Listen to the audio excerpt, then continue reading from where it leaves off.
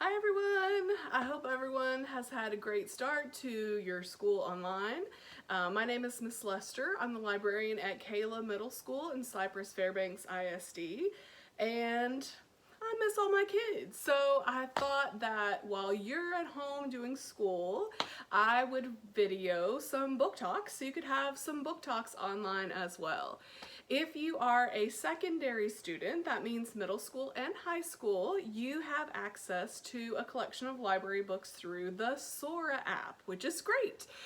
You can download the app on your phone or on your tablet, and then you'll just log in with your regular school computer login, and you have access to hundreds of books, ebooks, and digital audiobooks as well. We will be adding more books as we go along, I'm sure. I'm personally going to be adding some books with money from the Kayla Library, so be on the lookout for more books to that collection. If you do not have a phone or a tablet, you are not out of luck. You can access these books from any device. If you have a computer, you have a laptop, you have a Chromebook, you can just go to soraapp.com and enter your computer login, your username and password, and you can access the books on those devices as well. So this is accessible to anyone who has the internet. It's time to read, friends.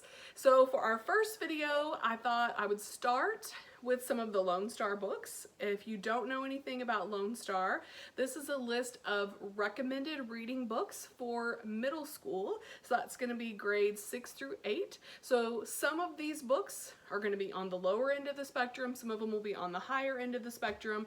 And again, all the books that I'm going to be book talking in these videos are available for you to download on the Sora app. So with that being said, I'm going to start with Lone Star.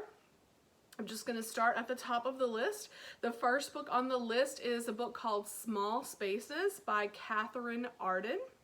If you are looking for a spooky book, this will definitely be the one for you. It has a really cool cover with some creepy looking scarecrow guys peeking out of the shadows. This is about a girl named Ollie who loves to read, and one day she is down by the river and she sees this woman just crying, weeping, wailing. She's obviously distressed, and the woman has this book and she's kind of talking to herself, and the woman looks like she's about to throw the book in the river. Well, Ollie cannot tolerate this because she doesn't want to see any book thrown away. So she goes up to the woman, no, please don't destroy this book. I'll take it. If you don't want it, I'll take it. And the woman kind of gives her the book and then runs away. So Ollie starts reading the book, and it's a story about a woman who is tormented by these living scarecrows, and she keeps talking about someone called the Smiling Man. It's all pretty creepy, but Ollie then has to go on a field trip with her school, with her class. Are going to this local farm, and when she gets there, oh, the crying woman from the river is the woman who owns the farm, which is a weird coincidence, but she just keeps going about her business, enjoying the field trip. But then as they're leaving the field trip, the bus breaks down on the way back, and the bus driver starts acting really weird. The teacher disappears, tells the kids not to leave the bus, but Ollie realizes that all the things that were in this book that the woman tries to destroy are actually real, and they're happening right now. So the living scarecrows, real. The Smiling Man, real. And her classmates start disappearing. Like I said, the teacher has already disappeared, and so Ollie has to decide, am I gonna leave the bus and go try to figure out what's going on, or am I just gonna stay here and wait for stuff to happen to me? So of course, you know, it's a book, so she goes out to try to figure out what the problem is. This book is super creepy. If you can imagine scarecrows who are alive with pumpkin heads chasing after you, that's super creepy. So if you want to read a creepy book, if you want a good scare, this is definitely one for you. I really enjoyed this one a lot. The second book on our list is The Lovely and the Lost by Jennifer Lynn Barnes, and I really enjoyed this book. I wasn't sure what it was about by the cover. The cover is just kind of an interesting, smoky, purpley looking cover. When I picked it up to read it, I wasn't sure what to expect, but y'all, this book is so good. It's about a girl named Kira who was lost in the wilderness when she was really small, alone. She has only kind of vague memories about what happened to her and where she was before she got lost. She was rescued and taken in by this family who are part of a search and rescue kind of team. Like when all else fails, they call in this team and they go in for help. And so this has become her family. Dogs are also a really important part of this. If you know anything about search and rescue, you know dogs are really important. So they are training dogs to be part of search and rescue as well. And Kira really has a close relationship with a lot of the dogs that they have on the property. Well, they hear about a little girl named Bella who has gone missing on the mountain, and the whole family packs up, ready to go take care of that. And Kira kind of knows, kind of expects that this is going to pull up some of her memories from her past, and it does. And so she kind of has some flashbacks to what happened when she was a kid, when people were looking for her and she was lost on the mountain. There's also a great mystery about the girl who is currently missing, and also a little bit of a family mystery, family dynamic in this story. If you like dogs, number one, you're gonna like this book because dogs are really important to the story. Also, if you like that kind of search and rescue mystery, are they gonna find her, are they not gonna find her? And it also, like I said, it has the family mystery, the family engagement there. Such a great book. This is really a page turner. I could not put this down. There's nothing in this book that would be inappropriate for 6th graders, but this one is more on the higher end of the spectrum. It's marketed more as a YA book. So this would be great for anybody, you know, through high school and adults as well. Great, great book. The Lovely and the Lost by Jennifer Lynn Barnes. The next book on our list is The Mighty Heart of Sunny St. James by Ashley Herring Blake. If you see the cover here, you may recognize that, and also the author from a book that was on last year's Lone Star called Ivy Aberdeen's Letter to the World.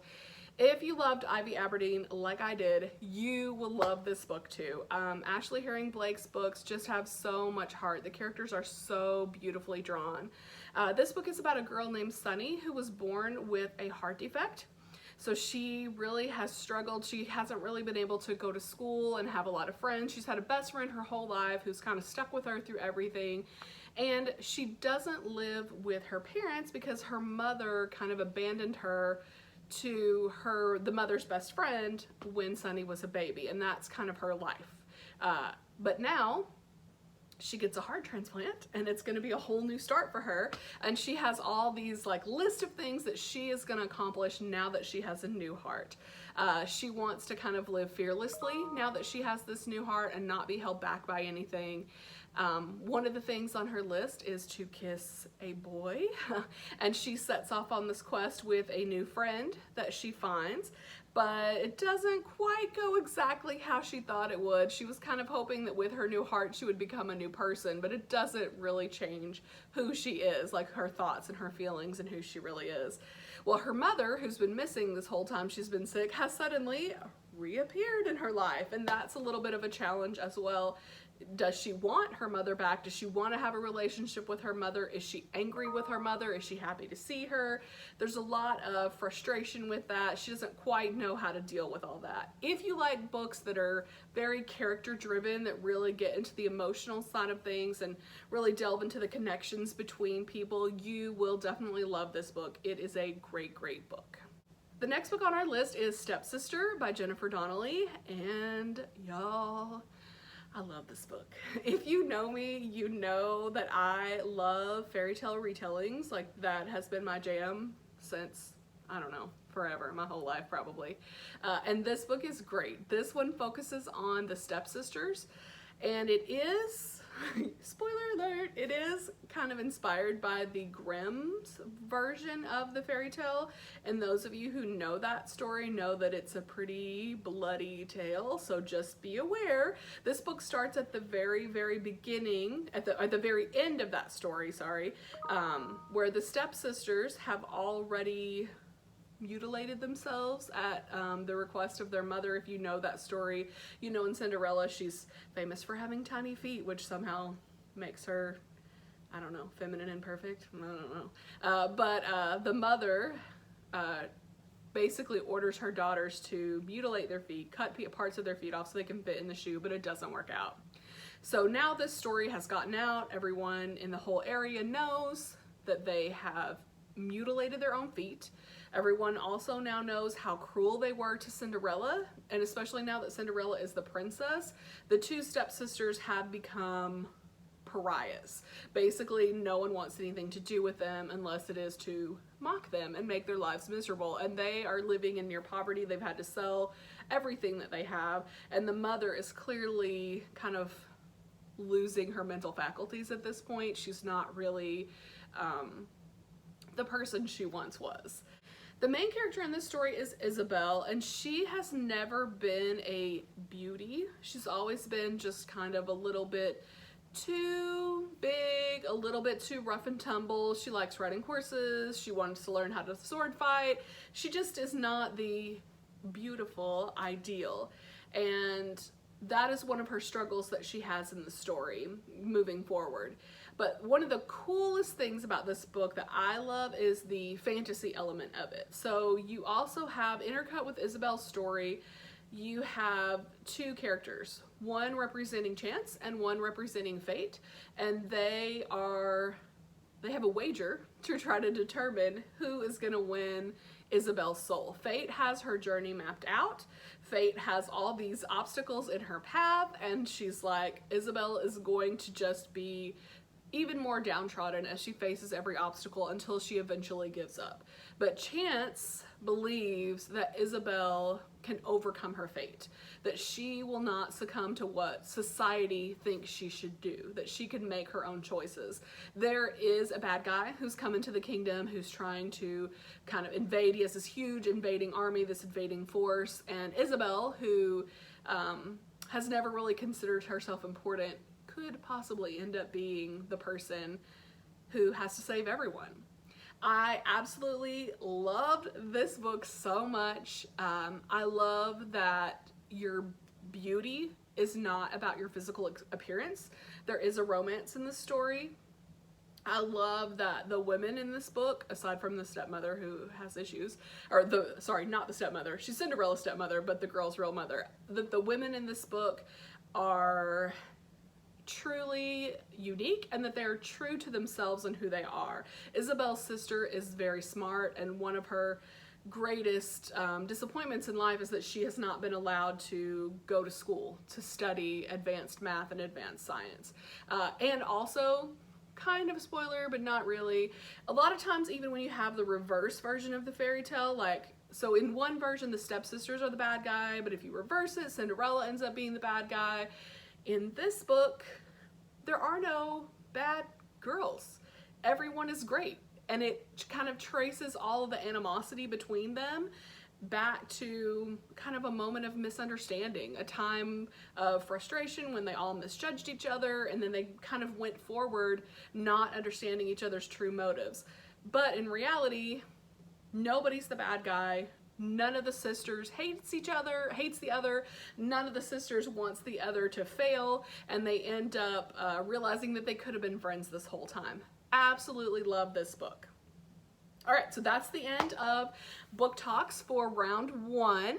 I will come back and do another video for the next set of books. Again, let me remind you that all of these books are available on Sora, all at least as ebooks, some of them as audiobooks as well. If the book is checked out right now, you can put it on hold. Just make sure that you either set up notifications to know when it comes in, or go back in every couple of days and check your holds. Again, if you cannot download the app because you don't have a phone or you don't have a tablet, then go to soraapp.com. You're going to log in with your regular Sci-Fair ID, and you can start browsing, start checking out books, and start reading.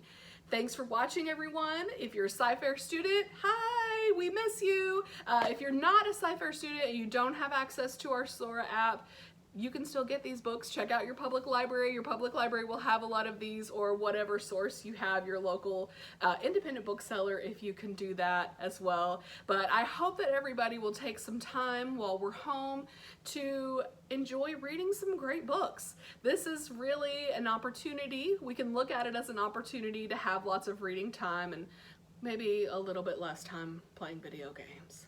So happy reading. Everyone have a great day. Bye.